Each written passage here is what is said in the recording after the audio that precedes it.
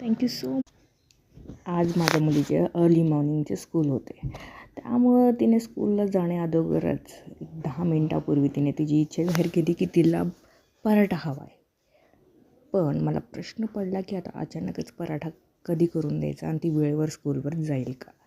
त्यासाठी मी साधी simple idea केली. एक चपाती लाटून त्याच्यावरती तेल, चटणी, मीठ टाकून सगळीकडे स्प्रेड केलं. नंतर त्याच्यावर कोरिअँडर टाकली आणि ती साधी सिंपल पोळी तिला लाटून भाजून व्यवस्थित सॉसबरोबर तिला मी सर्व केली.